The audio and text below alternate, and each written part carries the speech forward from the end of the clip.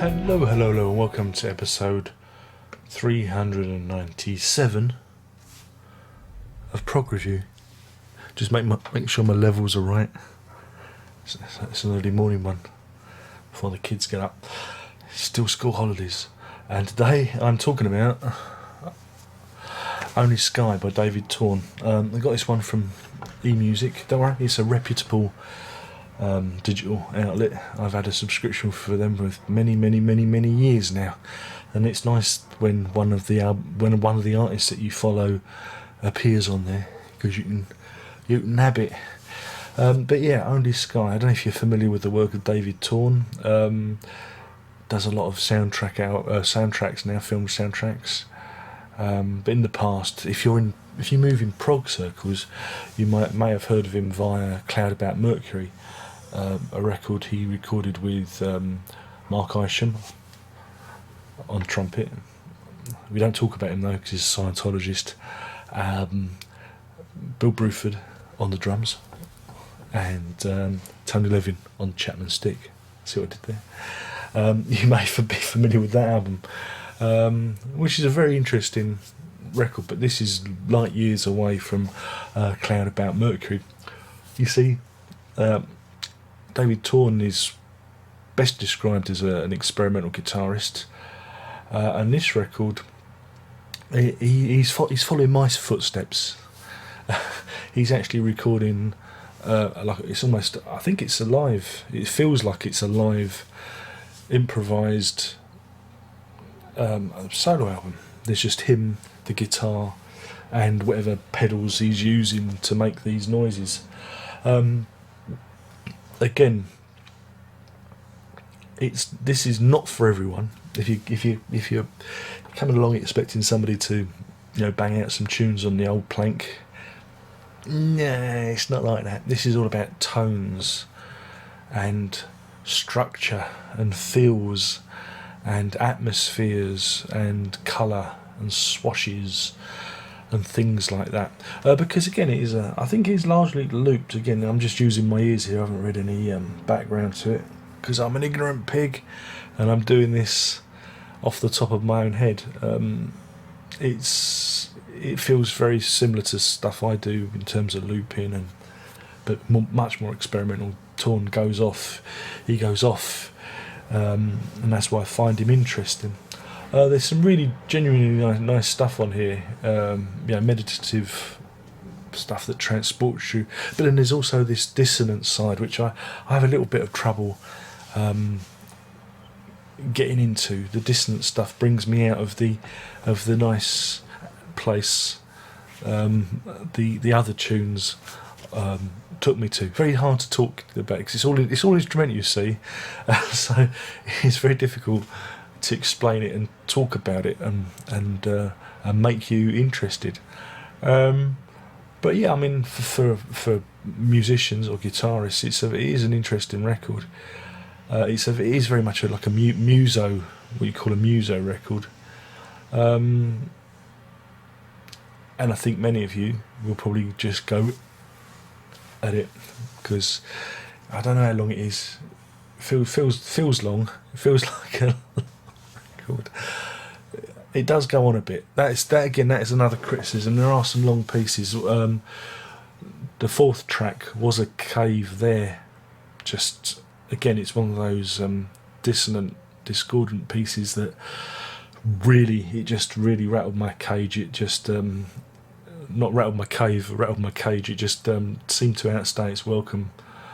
And some of these pieces, like I say, last for 12-13 minutes. The shortest is 3 minutes long. The longest is 13 minutes. So, and you do hear a lot of interesting textures. Again, that's what it's about. He's also playing microtonal music. I think he plays the oud, or the Godin version of the oud on here, because I can hear lots of microtonal stuff going on, which again I found interesting because I've dabbled in that area myself, using the Glissentar. Damn, wish I'd never sold that one. There you go.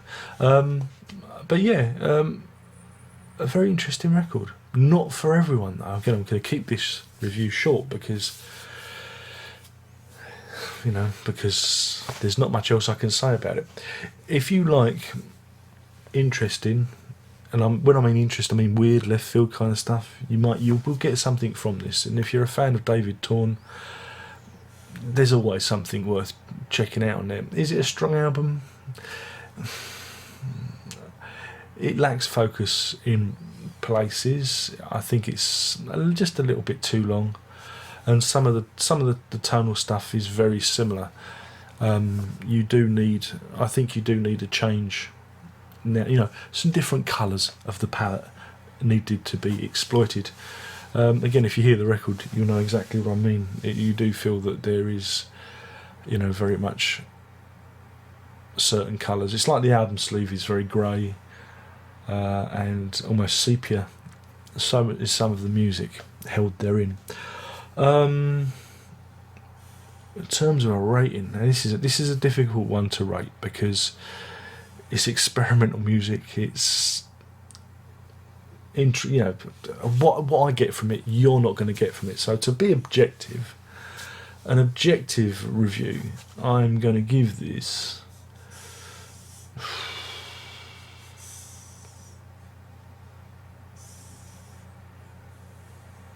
I'm going to give this 2.5 skies out of 5. That's 2.5 skies out of 5. I enjoyed bits of it.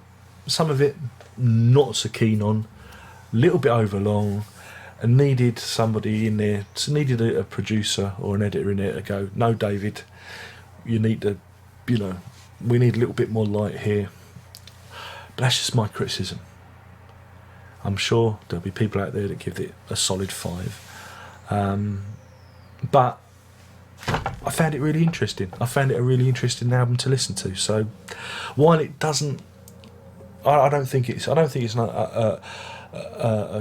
a great success. I still think it's worth checking out if you like that kind of loopy, ambient, experimental guitar noise. And of course, we must respect him for his work that he did with Bruford Levin Upper Extremities, where he out-fripped, in some cases. So yeah, I mean, I've always got a lot of time for David Torn because he really does have an interesting take on the guitar. If you're not interested in buying this, do check out this. There are videos on the YouTube.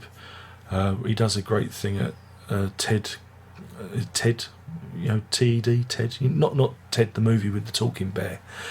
He does an Only Sky performance there on the YouTube. You can see it, and it's uploaded by TEDx Talks, and you get an idea of what this album is like. So that's it. My name's Darren Rock. I've been talking about Imagine It there. Only Sky by David Torn. Not for everyone, but I think if you're feeling brave, you should check it out. There's only one more thing left to say, and that is Prog on.